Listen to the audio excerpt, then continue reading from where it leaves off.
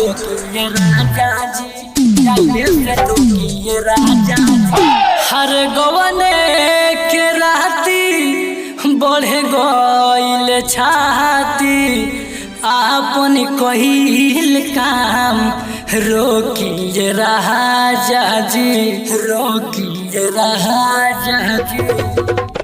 दिन होके चाहे रात तोनी टाइम से ठोकिए राजा जी, दिन होके चाहे रात तोनी टाइम से ठोकिए राजा जी, दिन होके चाहे रात तोनी टाइम से ठोकिए राजा जी, दिन होके चाहे रात तोनी टाइम से ठोकिए राजा जी।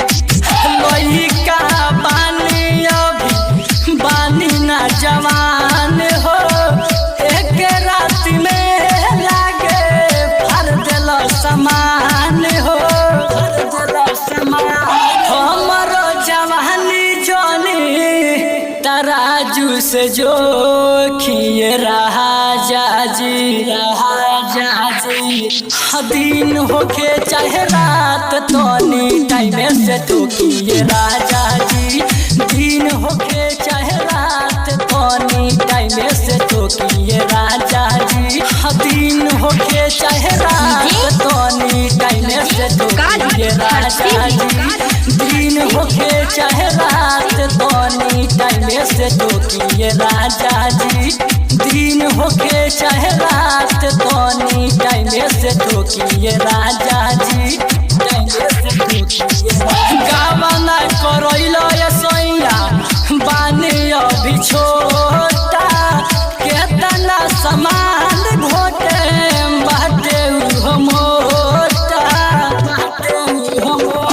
काम करे से पहले अपने आप के रोकिए राजा जी।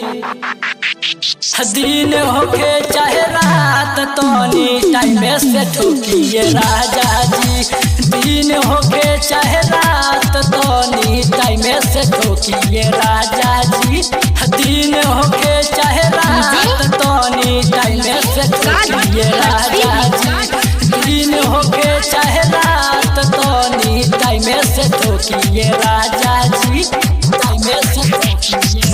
असरफ कमर में रात आइल बाट मोच हो, राही तो एक हरियान करी जानी कुछ हो, करी जानी खाली ददानी सखिड़की से खोखे ये राजा जी। दिन होके चाहे रात तोनी टाइम से ठोकिए राजा जी, दिन होके चाहे रात तोनी टाइम से ठोकिए राजा जी, दिन होके चाहे रात तोनी टाइम से ठोकिए राजा जी, राजा जी। मिठास रिकॉर्डिंग स्टूडियो सिकटा बाजार।